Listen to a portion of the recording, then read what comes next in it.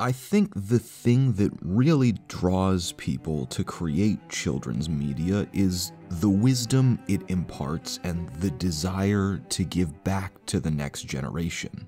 When you step back and reevaluate the stories you grew up with, you'll find the ideas that spoke to you, the values that shaped you, and the lessons you learned.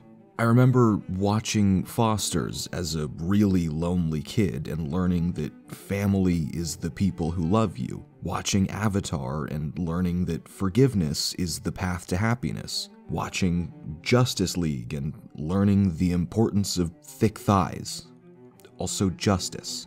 But then, whenever I take part in this little thought experiment, I always find myself thinking about a show I could tell, even as a kid, stood out from the rest. I think about Total Drama Island and how it taught me that the world is cruel and most people suck. And ne'er was a better lesson learned.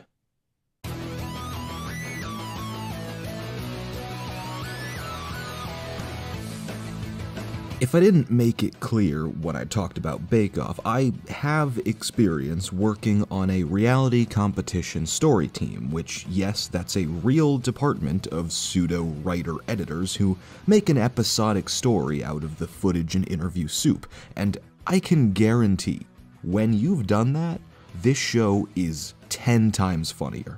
Because Total Drama Island occupies the special cross-section of parody that has a very clear love-hate relationship with its subject, and I think this is the core of its legacy. You see, Total Drama was built on a literal nationwide research project into the average Canadian tween's concept of reality television in its heyday of the mid-2000s. And what creators Jennifer Perch and Tom McGillis found was a surprising but not entirely unwelcome savvy from their future audience. It doesn't take a media scholar to realize reality TV has an asterisk on both of those words, but a demographic with a legitimate curiosity regarding how the sausage gets made is one that will appreciate a thorough and questionably disdainful lampooning of the process. And thus, Total Drama Island was born, a near-black comedy for children. It's definitely not the only one ever, it's not even really the first, but I do think it's a very important piece of my framework for media literacy. And now that I have a greater understanding of it, I'm here to explain how it helped create a generation of cynical viewers, which isn't necessarily a bad thing. Let's start with the cast.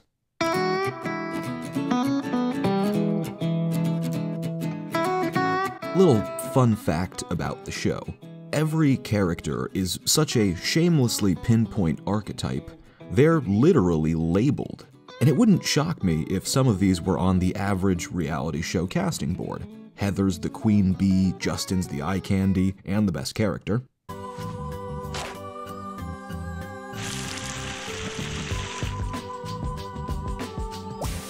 Gwen is the loner, Lashana's the... oh my. I don't feel like that's something you want to see on... Is Lashana an offensive stereotype? Let me know in the comments, but to a certain extent, they're all stereotypes, and more importantly, they're mostly jerks. It's a big-ass cast, and as far as conventions of tween media go, it's pretty weird to make the vast majority of them relatively unlikable, but it doesn't mean they're not charming, especially Justin.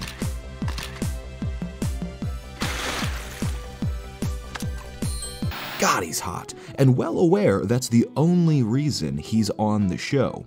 They're all on the show within the universe to fill a specific role to ensure conflict amongst a collection of desperate teens with interest only in money and fame and sex. It's a hyper-satire, but it also stems from a core belief that the average reality show contestant is kind of a selfish jerk. It's the semi-subversive self-awareness and sheer absurdity of their characterization that makes Total Drama Island fun to watch.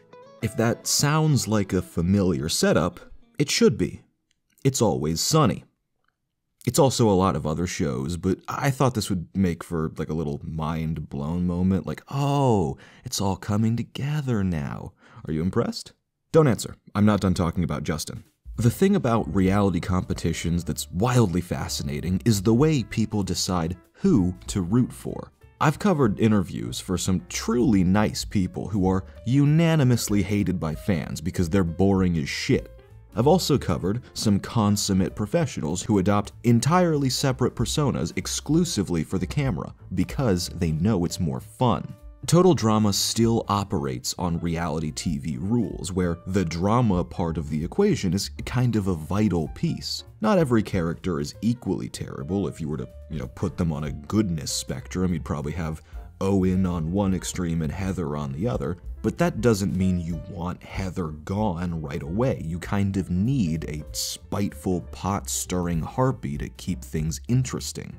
This kind of narrative ideology is a big deal and a legitimate risk to carry over into a show aimed even at tweens. The cast's purpose is not to be relatable or grow or even be a lovable slapstick gag machine like SpongeBob is. It's to be generally unlikable, to cause chaos, and actively refuse to grow because it's sort of morbidly funny. The concession being that the contestants themselves know what roles they've been brought on to play. Framing these characters within a setting of pure competition effectively demands a rooting audience, but instead of rooting for what's right, for a morally good character to succeed in their goals like you would with a more traditional serialized story, you're kind of rooting in quotation marks for whatever's the most objectively entertaining, which is usually irony at best and abject suffering at worst. This was more than likely a lot of kids' first experience with an intentionally derisive parasocial dynamic, which we'll come back to later. But even more than that, it served a generation of blossoming haters a hot, steaming plate of validation. Arguably, the prime directive of children's media is to reach out of the screen and connect to its audience. The lessons carved into the text are far less cut and dried as the demographic gets older, and tween shows are mostly built to say, I see you and I understand you. You're not alone in your fears, your struggles, your dreams. What Total Drama Island recognized was an already frighteningly jaded youth in the early information age, and it said, hey kid, you know what? You're right, people suck. And you're gonna find you don't like most of them. Now come watch them make asses of themselves for attention. You're gonna need to get used to it. I mean, the fucking balls.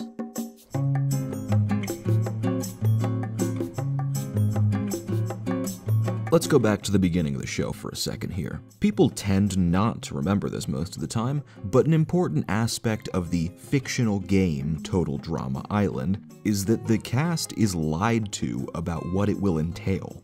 It's based mostly on Survivor, with varying dashes of The Challenge, Fear Factor, Big Brother, and probably Takeshi's Castle. But those are professional productions with budgets and carefully crafted formats and safety standards, and Total Drama Island is none of those things.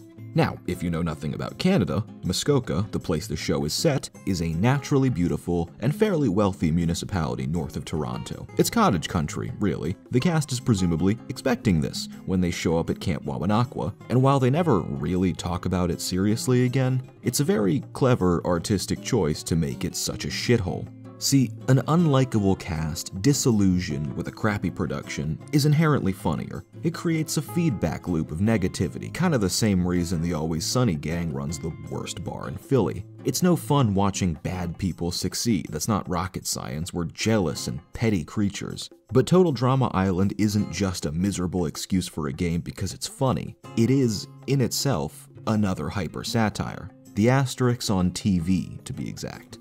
The way Total Drama works as a theoretically real TV show is indicative of cheap executives who have no idea what they're doing. A callous cash-in on the mere concept behind reality competition. In that it's supposed to mostly be a parody of Survivor and The Challenge, it can't help but feel in-universe like the direct result of a competing network brazenly attempting their own and being bad at it, which happens a lot in real life. The cheap production and dangerous challenges are obvious digs at the legitimately irresponsible work done on smaller and poorly thought out reality competition shows, a lot of which is publicly documented and pretty depressing. But what really hits home for me as a veteran of the industry is the absolutely bizarre lack of rules. Total Drama Island doesn't make sense as a game, and yes, for the most part, it's just in service of the comedy and also makes it easier for the writers to do whatever they want, but there's a salty rim of realism garnishing this bullshit cocktail. A lot of monkey wrenches get thrown into television production, especially in the often dangerous and unreasonably stressful world of reality competitions. A lot is adjusted in the moment, even regarding the game structure itself if necessary. In Total Drama Island, it feels like they're literally making it all up on the spot, which is practical for the writers, but is almost definitely still a choice, reminiscent of some of the most poorly designed reality shows ever made. Let's look at the Loser's Resort episode, for example. It's a recap episode, and it's a fun way to make that work. But I think what might have really happened is the writers just didn't know how to get rid of Lashana and needed her gone, so the final three could eventually be Gwen, Owen, and Heather.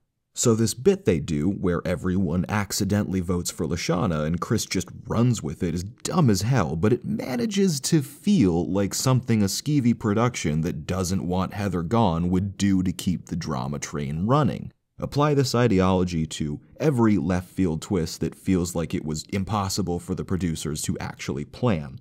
Pitting a malevolent vision of production, especially at higher levels, against your theoretically unlikable cast helps create sympathy for them at a very basic level. Most people don't understand how awful it can be to compete on one of these shows, so it helps a young audience invest in a potential winner. But more than that, and even more than just being funny, it creates a sort of thematic vacuum. If the cast kinda sucks and production kinda sucks, what do we care about? Well, what we really care about is the parody paying off, which is a weird and meta thing for kids, but it works. Everything you're watching is fake and sleazy and grossly curated to be as uncurated and unfiltered and dysfunctional as possible. This is a cash grab project exploiting attention-hungry teens with nothing better to do. So you can either hope they find some humanity in spite of themselves, or that everyone gets what they deserve and the prize money is eaten by a shark. I sure hope you were fixin' to open door number 2.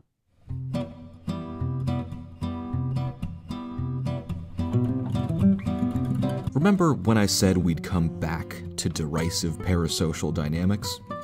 Well, we're back to them. The term parasocial is now mostly used in reference to instances of extreme parasociality in the weird modern age of immediate and unfiltered audience interaction. But the term originally referred to a much more general quote-unquote relationship between a subject and their audience, which can and does include animated characters. Total Drama Island is a show that wants to direct your derision at its cast, at its premise, at the entertainment industry. It banked on an audience that could accept the in-joke of a love-hate parody, a story that knew it was schlock and was okay with it. This sounds like a conclusion, so let me zoom back in on the audience surrogate, which is actually Chris.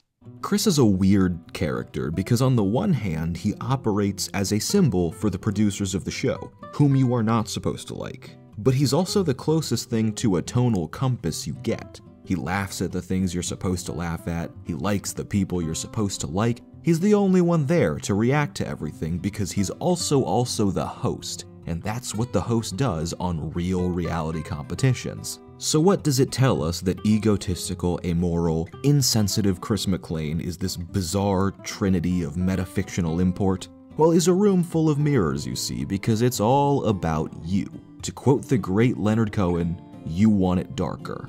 You sick bastards, you. Chris McClane is a cynical man, and Total Drama Island is a deeply cynical show. It revels in being gross, not because it thinks we think farts and puke are funny, but because it's morbid. It knows you won't look away. It's overtly sexual, from the character motivations all the way down to their designs. Why? Because sex sells, so if it's not in the show, it's not selling enough. Ad infinitum for every other conceptually trashy genre trope. Total Drama Island takes this increasingly grotesque spectacle of shamelessness that plagued the early to mid-2000s reality landscape to its logical extreme, offering an insanely over-the-top but still undeniably self-aware vision of a tween's understanding of entertainment. It invites us in on the joke, wants us to look down at the contemptible cast, the contemptible production, the absurdity that this would be made. This is a series that trains cynicism from the moment the camera starts rolling to the moment the cash prize is eaten. Pointless, crass, and yet amusing. Total Drama Island is, by all accounts, a pretty good show. It was well received when it was released, and it was wildly popular with pretty much all age groups considering how crass it was. I mean, the creators don't want you to hate their show. This wasn't some weird social experiment.